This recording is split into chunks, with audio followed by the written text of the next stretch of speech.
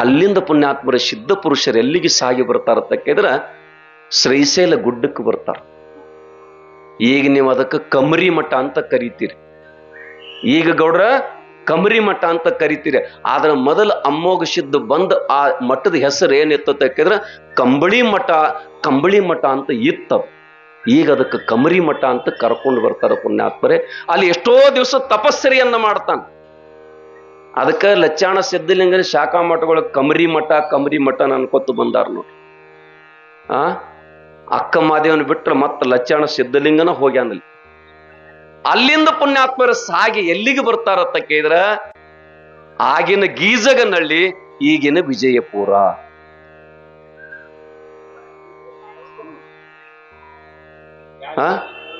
ಇದಕ್ಕಿಂತ ಮುಂಚಿತವಾಗಿ ವಾರದ ಒಡೆಯನಾಗಿ ಪುಣ್ಯಾತ್ಮರೇ ಹಸನಾವತಿ ಪಟ್ಟಣದಾಗ ಕೆಲವೊಂದು ದಿವಸ ಕಾಲ ಕಳೀತಾನ ಪುಣ್ಯಾತ್ಮ. ಅಲ್ಲಿ ಏನು ಪ್ರಸಂಗ ಬರ್ತದಂತ ಕೇಳಿದ್ರ ವಾರಕ್ಕೊಮ್ಮೆ ಹೋಗ್ತಿದ್ದ ಪ್ರಸಾದಕ್ಕೆ.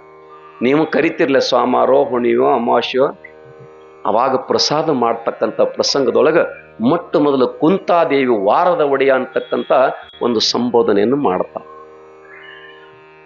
ಅವಾಗ ಪ್ರಸಂಗ ಏನು ಬರ್ತದಂತ ಕೇಳಿದ್ರೆ ಇನ್ನೂ ನಿನ್ನ ಸೇವಾ ಮಾಡ್ಬೇಕಂತ ತಿಳ್ಕೊಂಡು ಕುಂತಿ ಹೇಳಿದಾಗ ಭಗವಂತ ಹೇಳ್ತಾನ, ಮಸಿದ್ದ ನೀನು ನನ್ನ ಸೇವಾ ಮಾಡ್ಬೇಕಂತ ಅಪೇಕ್ಷೆ ಅಭಿಲಾಷೆ ಇಚ್ಛಾ ನಿಂದಿತ್ತಂದ್ರ ಮರ್ತ್ಯ ಲೋಕದಾಗ ಬಬಲಾದಿ ಗೌಡನ ಹೊಟ್ಟಿಲೆ ಕೊಂತ್ಯವಾಗಿ ಹುಟ್ಟಿ ಬಂದಿ ಅಂದ್ರ ನನ್ನ 2ನೇ ಮಗನಿಗೆ ಸೊಸೆಯಾಗಿ ತೆಗೆದುಕೊಳ್ಳುತ್ತನು. ಮತ್ತ 12 ವರ್ಷ ನೀ ಸೇವೆಯನ್ನ ಮಾಡುವಂತ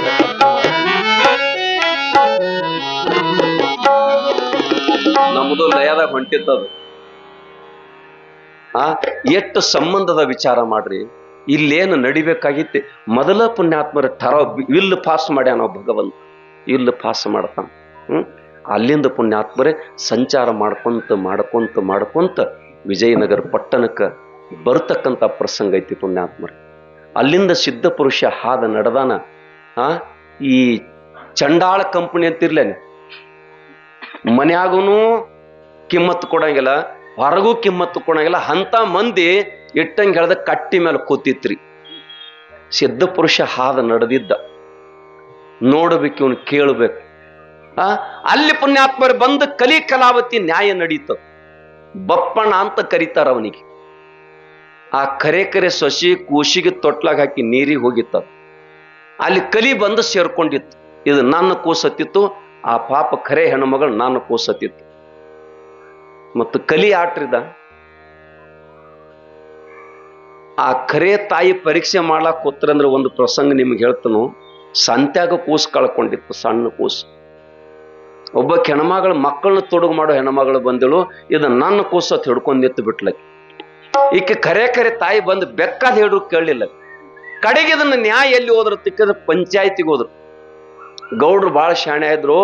ಈ ಕೂಸು ನಂದ ನಿಂದತ್ತ ಜಗಳಾಡ್ತಾರೆ ಅಕ್ಕ, ಈ ಕೂಸಿನಾಗ ಎಡ್ಡು ಮಾಡಿಬಿಡ್ರಿ, ನೀವೊಂದ್ ಅರ್ಧ ತಗೊಂಡು ಹೋಗ್ರಿ ಬಿಡ್ರಿ. ಆ ಡುಪ್ಲಿಕೇಟ್ ತಾಯಿ ಒಪ್ಕೊಂಡಳು. ಅದಕ್ಕೆ ಖರೆ ತಾಯಿ ಒಪ್ಪಲಿಲ್ಲ. ನನ್ನ ಮಗ ಜೀವಂತ ಇತ್ತಂದ್ರೆ ಎಲ್ಲಾರ ಇರ್ಲಿ, ಅದು ಜೀವಂತ ಇದ್ರೆ ಸಾಕಂದಳು. ಅವಾಗ ಗೌಡಂದ ಈಕಿನೇ ಖರೆ ತಾಯಿ ಅವನು ಕೂಸ ಅಂತಕ್ಕಂಥ ಮಾತು. ಹಂಗಿಲ್ಲಿ ಏನಾಗೈತಿ ಅಂದ್ರೆ ಕಲಿ ಕಲಾವತಿ ನ್ಯಾಯ ನಡೆದ. ಗಂಡ ಹೊರಗೆ ಹಾಕ್ಯಾನ, ಮಾವ ಹೇಳಕತ್ತ ನಡ್ರಿ ಎತ್ತಿ, ಸಭಾ ನೆರೆದದ. ಅವಾಗ ಪುಣ್ಯಾತ್ಮರೇ ಅಮ್ಮೋಘ ಸಿದ್ಧ ಬಂದ, ಒಂದು ಬಾಟ್ಲಿ ತರಿಸಿದ. ಯಾವಕ್ಕೆ ಖರೆ ತಾಯಿ ಅದಾಳ, ಈ ಬಾಟ್ಲ್ಯಾಗ ಹೋಗಿ ಹೊರಗೆ ಬರ್ಬೇಕು. ಬಾಟ್ಲ್ಯಾಗ ಪುಣ್ಯಾತ್ಮರೇ ಯಾಕೆ ಹೋಗಿ ಬರ್ತಿರ್ಲ, ಅವರೇ ಖರೆ ತಾಯಿ ಅಂತ ಹೇಳಿದ. ಮತ್ತೆ ಡುಪ್ಲಿಕೇಟ್ ಕಲಿಗೆ ಅದೇನ ಅಸಾಧ್ಯನ? ಮಾನೋಳ್ ಹೆಣ್ಮಗಳು ಎಂದರೆ ಬಟ್ಟೆ ತೆಗದಂಗ ಹೋಗ್ಲಕ್ ಸಾಧ್ಯ ಆಕತ್ರಿ? ಅವಾಗ ಈ ಕಲಿ ಹೇಳಿತು, ನಾ ಹೋಗಿ ಬರ್ತಾನ. ಅದು ಒಳಗೆ ಹೋಯ್ತು, ಮ್ಯಾಲ ಬಡದ್ ಬಿಟ್ಟು ನೋಡ್ರಿ. ಬೂಸ್ ಬಡದ, ಕಲಿ ಬಾಟ್ಲಾಕ್ ಹೋಯ್ತು. ಈಗಿನ ಖರೆ ತಾಯಿ ಅಂದ. ಕಲಿ ಕಲಾವತಿ ನ್ಯಾಯ ಮಾಡಿ ಬಪ್ಪಣ್ಣನ ಸೊಸಿಗೆ ನ್ಯಾಯ ಕೊಟ್ಟ ಸಿದ್ಧ ಪುರುಷ ಕೈಲಾಸದ ಒಡೆಯ ಅಂತ ಸುದ್ದಿ ಹೇಳ್ತು. ಅಲ್ಲಿಂದ ಇನ್ನು ಪುಣ್ಯಾತ್ಮರೇ ಹೋಗ್ಬೇಕು ಪ್ರಸಂಗ ಬಂತು. ಆ ಮಂದಿ ಚಂಡಾಳ ಕಂಪನಿ ಕೂಡಿದ್ನು. ಇಲ್ಲೊಬ್ಬ ಸಿದ್ಧ ಪುರುಷ ಹೊಂಟಾನೋ, ಇವೇನ್ ಹೇಳ್ತಾನ ನೋಡ್ಬೇಕ ತಿಳ್ಕೊಂಡು ಬಂಧುಗಳೇ ಏನಾಗ್ತದಂತ ಕೇಳಿದ್ರೆ ಮಳಿ ಅಂತ ಕೇಳ್ತಾರ. ಮಳಿ. ಅವಾಗ ಸಿದ್ಧ ಪುರುಷ 3 ಬೆರಳು ಮಾಡಿಬಿಟ್ಟ. ಕಲಿಯನ್ನ ಕಟ್ಟಿ ಆಳ್ಯಾರ ನಮ್ಮ ಸಿದ್ಧರು ಅಂತ ಶ್ರುತಿ ಹೇಳ್ತೀವಿ. ನಮ್ಮ ಗುರುಗಳು ಪದ್ಯ ಹೇಳ್ತಾರು, ಅವ್ರಿಗೆ ಏನೇನು ಮಾಡ್ಲಿಲ್ಲ ಕಲಿ ಹಾಕಿ ಬಿಟ್ಟಾರ ಕೀಲಿ ಅಂತಕ್ಕಂಥದ್ದು ಮಾತು ಹೇಳ್ತಾರೆ. 3 ಬೆರಳ ತೋರಿಸಿಬಿಟ್ಟ ಅಮೋಘ ಸಿದ್ಧರು. 3 ವರ್ಷ ತಿಳ್ಕೋಬೇಕು, 3 ಗಳಿಗೆ ತಿಳ್ಕೋಬೇಕು, 3 ದಿವಸ ತಿಳ್ಕೋಬೇಕು. ಆ ಕಲಿಗೆ ಗೊತ್ತಾಗಲಿಲ್ಲತ್ತ. 3 ಗಳಿಗ್ಯಾಗ ಮಳಿ ಬಿದ್ದ ಹಳ್ಳ ಕೊಳ್ಳು ತುಂಬಿ ಹರಿಲಕ್ಕತ್ತಂತ. ಅದಕ್ಕೆ ಹೇಳ್ತಾರ, ಸಿದ್ಧರಾಟ ಶಿವನೇ ಬಲ್ಲ, ನರಕುರಿಗಳಿಗೆ ತಿಳಿಯುವುದಿಲ್ಲ ಅಂತಕ್ಕಂಥ ಮಾತ ಬರೀತಾರ. ಅವನ ಆಟ ಅವನಿಗೆ ಸಹಿತ ತಿಳಿದಿಲ್ಲತ್ತ ಸಿದ್ಧರದ. ಏನು ನಮಗ್ ತಿಳಿತೈತ್ರಿ? ನಮಗ್ ತಿಳಿತಿದ್ರೆ ಯಾರಿಗೆ ಬಿಟ್ಟಿಲ್ಲ ಅವ್ರು. ತನ್ನ ಸ್ವಂತ ಮಕ್ಕಳಿಗೆ ಬಿಟ್ಟಿಲ್ಲ, ಪಂಥಿ ತಪ್ಪಿದವನಿಗೆ ಯಾರಿಗೆ ಬಿಟ್ಟಿಲ್ಲ ಪುಣ್ಯಾತ್ಮರೇ. ಅದಕ್ಕೆ ಬಂಧುಗಳೇ, ಇವರಿಗೆ ಸಂಬಂಧ ಸೂತಕ ಯಾವುದು ಸಮಸ್ಯೆ ಇಲ್ಲ. ಒಟ್ಟಿನ ಮೇಲೆ ಅವ್ರಿಗೆ ಬೇಕಾದ ಏನು ಅಂತ ಕೇಳಿದ್ರೆ, ಒಂದು ಧರ್ಮ, ಇನ್ನೊಂದು ಭಕ್ತಿ. ಯಾವನೆಲ್ಲ ಐತಿಲ್ಲ ಅವನು ಬಗಲಾಗಿ ಇಟ್ಕೊಂಡು ತಗೊಂಡು ಹೋಗ್ತಾರೆ ಬಂಧು. ಶಿವಂಪುರಕ್ಕೆ ಗುರುನಾಥ ಮಾಯ ಆಗ್ತಾನೆ. ಬಹಳ ಮಂದಿ ಹಿಂದ್ ಹೊಳ್ಳಿ ನೋಡಿದ, ಮುಂದ್ ಹೊಳ್ಳಿ ನೋಡಿದ ಏನೋ ಕಲ್ಪನೆಗಳು ಹೇಳ್ತಾರೆ. ಆದ್ರೆ ಇಲ್ಲಿ ಏನಾಗಿತ್ತಂದ್ರ, ಮೊದಲ ಮಾತು ಅಲ್ಲಿ ಕೊಟ್ಟಾನ. ನರೊಟ್ಟೆ ನಾಗರಾಯಗೌಡನ ಮನೆಯೊಳಗ ಪದ್ಮಾವತಿ ಜನ್ಮ ಆಗೋದದ. ಅಕಸ್ಮಾತ್ ಸೋಮಲಿಂಗ ಅಲ್ಲಿ ಉಳಿಲಿಲ್ಲ ಅಂದ್ರ, ಗುಡ್ಡಕ್ಕೆ ಬಂದಂದ್ರ ಆ ನಾಗರಾಯಗೌಡನ್ ಹೆಂಗ ಬೆಳಿಲಿಕ್ಕೆ ಸಾಧ್ಯದ? ಆ ಗೊಬ್ಬರ ಡಿಗ್ಗೆಗೆ ಭಗವಂತ ಮಾಯಾಗಿ ಬಿಟ್ಟ. ಗುಡ್ಡಕ್ಕೆ ಬಂದ ಕಲ್ಲು ಹಾಸಿಗೆ ಮುಳ್ಳು ಗದ್ದಿಗೆ ಮಾಡಿ ಅಂತರ ಡೇರೆ ಹೊಡೆದ ತಿಳ್ಕೊಂಡು ಹೇಳ್ತಾರ ಬಂಧುಗಳು. ಅಂತರ ಡೇರೆ, ಅದಕ್ಕ ಮುನಿ ಇಳಿದ ಜಾಗ ಮುಮ್ಮೆಟ್ಟಂತ ಕರೀತಾರೆ. ಮುನಿ ಋಷಿ ಮುನಿ ಇಳಿದ ಜಾಗ ಮುಮ್ಮೆಟ್ಟು ಅಂತ ತಿಳ್ಕೊಂಡು ಇವತ್ತೇ ಕೂಡ ಅದಕ್ಕ ನಮ್ಮ ಹಿರಿಯರು ಮಂಗಳಾರ್ಥ ಹಾಡ್ತಾರ, ಅಂಗ ಭಂಗ ನಿಲ್ಲದ ಧ್ಯಾಯ ಮುಮ್ಮೆಟ್ಟದ ಜಾಗ ಅಂತಕ್ಕಂಥದ್ದು ಹೇಳ್ತಾರ ಬಂಧುಗಳು. ಅಂತ ಪ್ರಸಿದ್ಧವಾಗಿರ್ತಕ್ಕಂಥ ಜಗದಾಗ ಎಲ್ಲಾ ಗುಡಿ ಬೆಳೆದಾವ್. ಆದ್ರ ಅಜ್ಜನ ಗುಡಿ ಎಟ್ಟೈತೆ, ಕಟ್ಲಕ್ಕ ಅವಂಗ ರೊಕ್ಕ ಕಡಿಮೆ ಇಲ್ಲ. ಗುಡಿ ಕಟ್ಟಿ ಕೊಡ್ಬೇಕಪ್ಪ ಅಂದ್ರೆ ಐನಾಪುರದವ್ರು ಕಟ್ಟಿ ಕೊಡ್ಬೋದು. ಆದರೆ ಅವನು ಪರ್ಮಿಷನ್ ಇಲ್ಲ.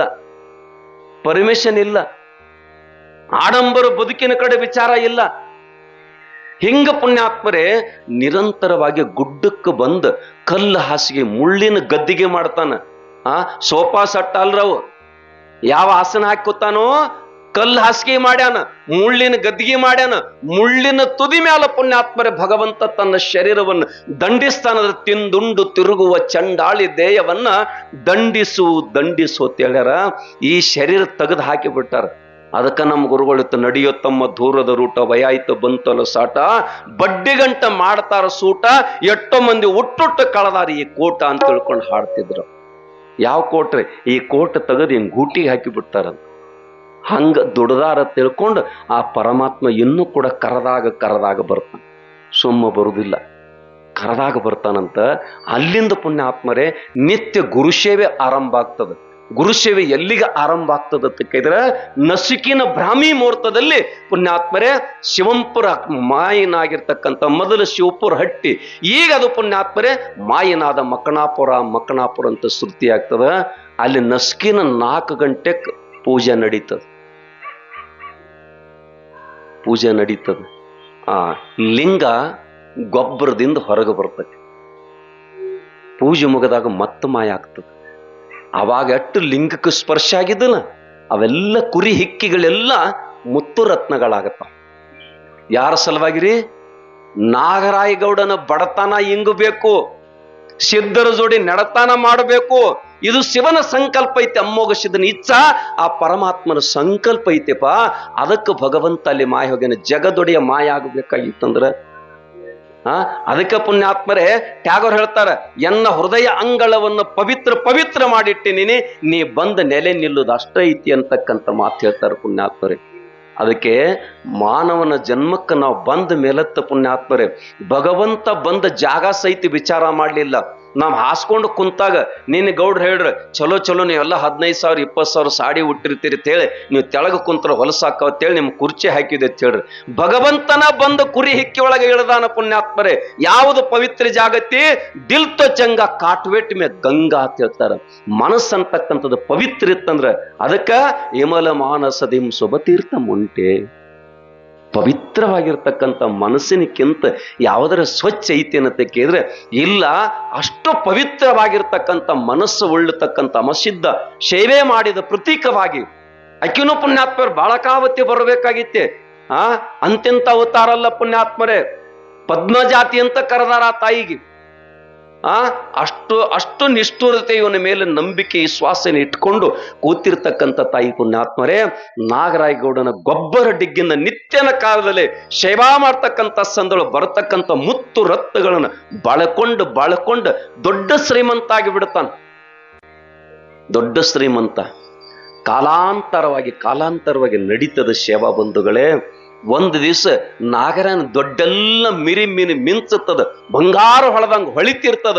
ಏನು ಕಾರಣ ತಿಳ್ಕೊಂಡು ಆ ತಾಯಿ ಬಂದ ಈ ಸಿದ್ಧ ಪುರುಷ ಕಂಬಳಿ ಒಡೆಯನ ಅವತಾರವನ್ನ ನೋಡಿ, ಆ ಸೇವೆ ಮಾಡ್ತಕ್ಕಂಥ ತೇಜಪುಂಜವಾಗಿರ್ತಕ್ಕಂಥ ವರ್ಣಿಸಲಾಗದಂತ ಶರೀರವನ್ನ ನೋಡಿ ಆ ದೇವಿ ಅಂತಳ, ಆದರೆ ಇಂಥ ಪುರುಷನನ್ನ ನನ್ನ ಪತಿಯಾಗಿ ಪಡಿಬೇಕು, ನನ್ನ ಬಾಳಿನ ದೈವವಾಗಿ ಪಡಿಬೇಕು ಅಂತಕ್ಕಂಥ ಸತ್ಯ ಸಂಕಲ್ಪವನ್ನ ಮಾಡ್ತಾಳ ಬಂಧುಗಳೇ. ಈ ರೀತಿ ಸೇವೆ ನಡೀತದ. ನಾಗರಾಯಗೌಡಗೆ ಅಗರ್ಭ ಶ್ರೀಮಂತಿಕೆ ಬರ್ತದ. ಆದರೆ ಬಂದಾಗನು ಹಂಗ ಇರ್ಬೇಕಂತ, ಇಲ್ಲದಾಗನು ಹಂಗ ಇರ್ಬೇಕಂತ. ಹೌದಿಲ್ಲ? ಶ್ರೀಮಂತಿಕೆ ಬಂದಾಗನು ಹಂಗ ಇರ್ಬೇಕಂತ, ಇಲ್ಲದಾಗ ಆದ್ರೆ ಮಾತ್ರ ಕೊಟ್ಟವನು ಮಾತ್ರ ನೆನಪಿರ್ಬೇಕಂತ. ಕೊಟ್ಟವನ ನೆನಪಿರ್ಬೇಕು. ಕೊಟ್ಟವನ ನೆನಪು ಹೆಂಗ ಆತ ಕೇಳಿದ್ರ, ಇಷ್ಟು ಶ್ರೀತನ ಯಾರಿಂದ ಬತ್ತು ಅಂತಕ್ಕಂಥದನ್ನ ನಾಗರಾಯಗೌಡ ಮರ್ತದ ಸಲುವಾಗಿ ಗದ್ದಲ್ ಹಿಡಿತದ ಪುಣ್ಯಾತ್ಮರ. ಅದಷ್ಟ ಸಂಕ್ಷಿಪ್ತ ನಿಮ್ಗೆ ಹೇಳಿಬಿಡ್ತನು. ಆ ಗದ್ದಲ್ ಹಿಡಿತದ ಏನು, ಇವನಿಗೆ ನಾ ಕೊಟ್ಟದ ಅರು ಉಳಿದೈತಿ ಇಲ್ಲೋ. ಭೂತಾಳ ಸಿದ್ಧ ಆತ ಮಾತನಾಡ್ಕೊಂಡು ಮುಪ್ಪಾನ ವೇಷ ಹಾಕೊಂಡು ನಾಗರಾಯಗೌಡನ ಮನಿಯೊಳಗೆ ಬರ್ತಾರ. ಬಂಗಾರದ ಮಂಚದ ಮೇಲೆ ಕೂತಿದಂತ ಗೌಡಗ ಮೊದಲು ತಗಡಿನ ಕುರ್ಚಿ ಇಲ್ಲಾಗಿತ್ತು.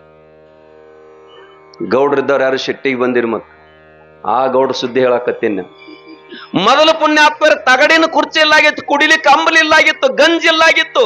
ಆ ಸಿದ್ಧ ಪುರುಷರ ಕೃಪೆಯಿಂದ ಮುತ್ತು ರತ್ನ ಪುಣ್ಯಾತ್ಮರು ಸುತ್ತ ನಾಡಿಗೆ ಸಾಲ ಕೊಟ್ಟಿದ್ದ. ಪರೀಕ್ಷೆ ಮಾಡಿ ನೋಡ್ಬೇಕ, ಏನು ಬಾಬುರಾವ್ ಆಗ್ತಾನೋ ಕಡೆಗೆ ಬಾವಿ ಹಾಕ್ತಾನ ಹತ್ತಿರ್ತಾರ ನಾವು ಹಳ್ಳ್ಯಾಗ. ನೋಡ್ಬೇಕ ತಿಳ್ಕೊಂಡು ಭೂತಾಳ ಸಿದ್ಧ ಅಮೋಘ ಸಿದ್ಧ ಬಂದು ಪ್ರವೇಶ ಮಾಡ್ತಾರ. ಕೈಯಾಗ ಬಡಿಗೆ ಹೇಳ್ತಾನ, ಬಾಯಾಗ ಇಲ್ಲ ಹಲ್ಲು, ಕೈಯಾಗ ಹಿಡಿದದು ಕೋಲು, ಸೋರುತ್ತಿತ್ತು ಜ್ವಲ್ಲ, ಗೌಡನು ಮನ್ಯಾಗಿಟ್ಟಾನ ಕಾಲ. ಆ ಗೌಡ ನೋಡಿದ, ಯಾವ್ರು ಮುದುಕರಿ ಅಂದಿವು, ಯಾಕೆ ಸಂಪತ್ತಿನ ದೇವ್ ಬಡ್ದತ್ ನೋಡಿ. ಅದಕ್ಕೆ ಬಸವಣ್ಣ ಹೇಳ್ತಾನೆ, ಹಾವು ತಿಂದವರ ನುಡಿಸಬಹುದು, ಗರ ಹೊಡೆದವ್ರು ಬಿಡಿಸಬಹುದು, ಸಿರಿಗರ ಹೊಡೆದವ್ರನ್ನ ಬಿಡಿಸಲು ಬಾರದ ನೋಡಯ್ಯ. ಹಾವು ಕಚ್ಚಿದ್ರ ಔಷಧ ಕೊಡಾಕ್ ಬರ್ತದ, ದೇವ್ ಬಡ್ದತನ ಈ ಭೂತಾಳ ಸಿದ್ಧಿಗೆ ಭೇಟಿ ಮಾಡ್ಸಕ್ ಬರ್ತದ. ಹಾವಿನ ಔಷಧ ಅದ, ಚೇಳಿನ ಔಷಧ ಅದ. ಆದ್ರ ಸಂಪತ್ತಿನ ದೇವ್ ಬಡ್ದಿತ್ತಂದ್ರ ಅವ ಯಾವಾಗ ಬಿಟ್ಟು ಹೋಗ್ತತಿ ಅಂತ ಕೇಳಿದ್ರ ನಡು ಒಂದು ಮಾತು ಹೇಳ್ತಾನೆ ನಿಮಗ್. ಈ ಗೌಡ್ರ ಮನ್ಯಾಗ ಬಾಬೆ ತೊಬ್ಬು ಜೀತಿದ್ದತ್ತ. ಗೌಡತಿ ರೊಕ್ಕ ಕೊಡ್ತಾಳ ಸಂತಿಗೆ ಒಯ್ಲಾಕ, ತಂತಿ ತರಾಕ. ಅವ ಅದರಾಗ ಒಂದು ಉಳಿಸ್ಕೊಂಡು ಒಂದು ಕುಣಿ ತುಂಬಿದತ್ತ ದನಗಳು ಕೋಲಿ ಹಿಂದ. ಒಂದು ಕುಣಿ ತುಂಬಿದ ಬಳಕ ಬಾಬೆ ಅಂದಳತ್ತ ಗೌಡತಿ.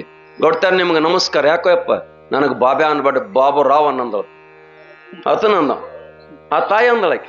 ಮುಂದೆ ಕಾಲಾಂತರ ಎರಡನೇ ಕುಣಿ ತುಂಬಿತ್ತು. ಮತ್ ಬಾಬುರಾವ್ ಅತ್ತಕ್ಕ ಗೌಡ್ತಾರ ನಿಮ್ಗೆ ದೊಡ್ಡ ನಮಸ್ಕಾರ. ಯಾಕೋಯಪ್ಪ, ನನಗ್ ಬಾಬು ಶೇಟ್ ಅತ್ತ ಕರಿ ಅಂದ. ಕರಿತೇನಂದ. ಆ ಗೌಡ್ತಿ ಮಗ ಒಬ್ಬ ಬೆರಿಕಿದ್ದವ, ದಿನ ಸಾಲಿಗೆ ಹೋಗ್ತಿದ್ದ. ಬಾಬೆ ದಿನ ದನಗಳು ಕೋಲಿಂದ ಹೋಗಿ ಏನ್ ಮಾಡ್ತಾನೋ ತಿಳ್ಕೊಂಡು ನೋಡಿದ. ಇವ್ ರೊಕ್ಕ ಮುಚ್ಚದ ಎಲ್ಲ ನೋಡಿದ. ಇವ್ ಬಾಬೆ ದನ ಹೊಡ್ಕೊಂಡು ಮನಿಗೆ ಹೊಲಕ್ ಹೋದ.